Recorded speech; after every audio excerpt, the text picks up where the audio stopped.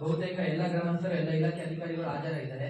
ಹಾಜರಾತಿಯನ್ನು ವೈದ್ಯ ಪಡೆದುಕೊಳ್ಳಲು ನಾವು ಪ್ರಾರಂಭಿಸಿದ್ದೇವೆ, ನಡವಳಿಯನ್ನು ಪ್ರಾರಂಭಿಸಿದ್ದೇವೆ.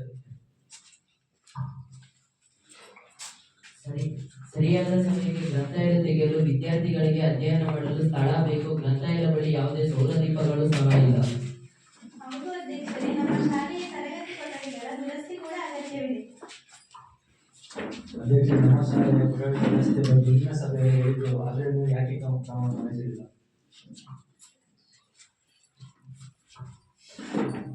ಗ್ರಂಥಾಲಯ ಮೇಲೆ ಗ್ರಂಥಾಲಯವನ್ನು ಟೈಮಿಂಗ್ ಸರಿ ಯಾಕೆ ತೆಗಿತಿಲ್ಲ? ನಿಮ್ಮಲ್ಲಿ ಯಾಕೆ ಯಾವಾಗಲೂ ದೂರ ಬರ್ತಲ್ಲ? ಗ್ರಂಥಾಲಯವನ್ನು ಕೆಲಸದ ವೇಳೆಯ ಪ್ರಕಾರವೇ ತೆಗೆಯುತ್ತಿದ್ದೇನೆ, ಆದರೆ ಮಳೆ ಸಂದರ್ಭವಾಗಿರೋದ್ರಿಂದ ವ್ಯತ್ಯಾಸವಾಗಿರಬಹುದಷ್ಟೇ. ನೋಡಿ, ಮಳೆ ಕಾರಣದಿಂದ ಸ್ವಲ್ಪ ಗ್ರಂಥಾಲಯವನ್ನು ತೆಗೆಯೋದಕ್ಕೆ ಸ್ವಲ್ಪ ಲೇಟ್ ಆಗ್ತಾ ಇತ್ತು, ಆದರೆ ಈ ಮುಂದೆ ಅದಾಗಲ್ಲ. ತಾವೆಲ್ಲರೂ ಗ್ರಂಥಾಲಯವನ್ನು ಸದುಪಡಿಸಿಕೊಳ್ಳಿ ಅಂತ ಈ ಮೂಲಕ ಕೇಳ್ಕೊತೀನಿ. ಅಧ್ಯಕ್ಷ, ಮನವಿ. ಸುತ್ತಮುತ್ತ ಗ್ರಾಮದ ಚರಂಡಿಗಳು ಮುಚ್ಚಿ ಹೋಗಿವೆ. ಕಸದ ರಾಶಿಯು ರಸ್ತೆಯಲ್ಲಿ ಗುಡ್ಡೆ ಹಾಕಿದೆ, ಅದನ್ನು ದಯವಿಟ್ಟು ತೆಗೆಸಿಕೊಡಿ ಅಧ್ಯಕ್ಷರೇ. ಗ್ರಾಮದ ಬಹುತೇಕ ಚರಂಡಿಗಳನ್ನು ಸ್ವಚ್ಛಗೊಳಿಸಲಾಗಿದೆ, ಆದರೆ ನಿಮ್ಮ ಭಾಗದ ಚರಂಡಿಗಳನ್ನು ಸ್ವಚ್ಛಗೊಳಿಸಲು ಮುಂದಿನ 2-3 ದಿನಗಳಲ್ಲಿ ಕ್ರಮ ವಹಿಸುತ್ತೇನೆ.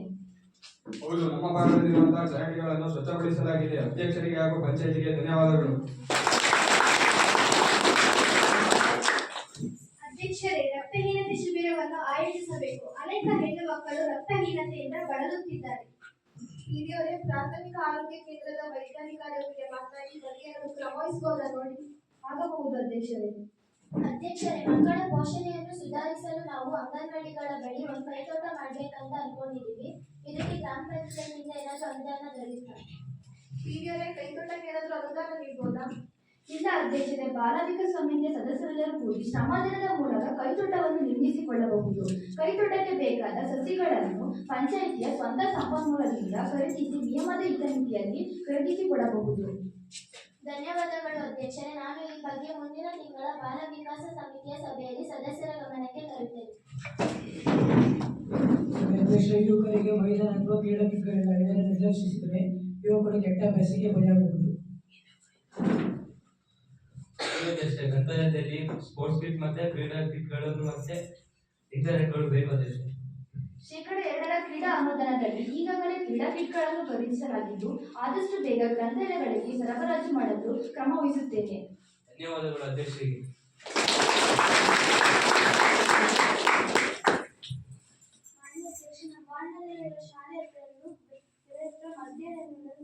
ಆದಷ್ಟು ಬೇಗ ಬೇರೆಡೆಗೆ ಸ್ಥಳಾಂತರಿಸಬೇಕು. ಇದನ್ನು ನಿರ್ಲಕ್ಷಿಸಿದರೆ ದೊಡ್ಡ ಗಂಡಾಂತರ ಆಗಬಹುದು. ಹಿರಿಯರೇ, ಅಬಕಾರಿ ಇಲಾಖೆ ಅಧಿಕಾರಿಯೊಂದಿಗೆ ಮಾತನಾಡಿ ಈ ಬಗ್ಗೆ ಏನಾದರೂ ಕ್ರಮ ವಹಿಸಬಹುದಾ ನೋಡಿ? ಆಯ್ತು ಅಧ್ಯಕ್ಷರೇ. ಅಲ್ಲ ಅಧ್ಯಕ್ಷೆ, ಮುಂದಿನ ತಿಂಗಳಲ್ಲಿ ಮುಂಗಾರು ಮಳೆ ಶುರುವಾಗ್ತಿದೆ, ಬಿತ್ತನೆ ಬೀಜಗಳನ್ನು ಒದಗಿಸಿಬಿಡಿ ಅಧ್ಯಕ್ಷೆ. ಕೃಷಿ ಅಧಿಕಾರಿಯವರೇ, ತಮ್ಮ ಇಲಾಖೆಯಿಂದ ನೀವು ಈ ಬಗ್ಗೆ ಏನು ಕ್ರಮ ವಹಿಸಿದ್ದೀರಾ? ಮುಂದಿನ ವಾರ ತಾಲೂಕಿನ ಎಲ್ಲ ರೈತ ಸಂಪರ್ಕ ಕೇಂದ್ರಗಳಿಗೆ ಬಿತ್ತನೆ ಬೀಜಗಳನ್ನು ಸರಬರಾಜು ಮಾಡ್ತೀವಿ. ಅಲ್ಲಿಂದ ಎಲ್ಲ ರೈತರು ಬಿತ್ತನೆ ಬೀಜಗಳನ್ನು ಪಡೆದುಕೊಳ್ಳಬಹುದು ಅಧ್ಯಕ್ಷರೇ. ಅಧ್ಯಕ್ಷರೇ,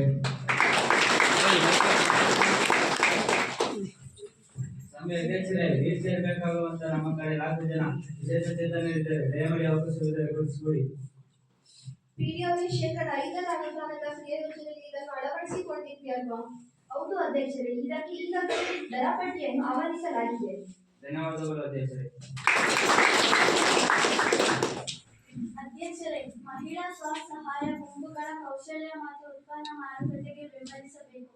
ನಾವು ಕೂಡ ಆರ್ಥಿಕತೆಗೆ ಕೊಡುಗೆ ನೀಡುತ್ತೇವೆ. ವಿವಿಧ ಯೋಜನೆಗಳನ್ನು ಅನುಗೂಡಿಸಿ ಹಳ್ಳಿ ಸಂತೆ ನಿರ್ಮಿಸಲು ಅವಕಾಶವಿದ್ದು, ನಿಮ್ಮ ಒಕ್ಕೂಟದಿಂದ ಪಂಚಾಯಿತಿಗೆ ಅರ್ಜಿ ಸಲ್ಲಿಸಿದಲ್ಲಿ ಮುಂದಿನ ಕ್ರಿಯಾ ಯೋಜನೆಯಲ್ಲಿ ಅಳವಡಿಸಿಕೊಳ್ಳಲಾಗುವುದು. ಧನ್ಯವಾದಗಳು ಅಧ್ಯಕ್ಷರೇ.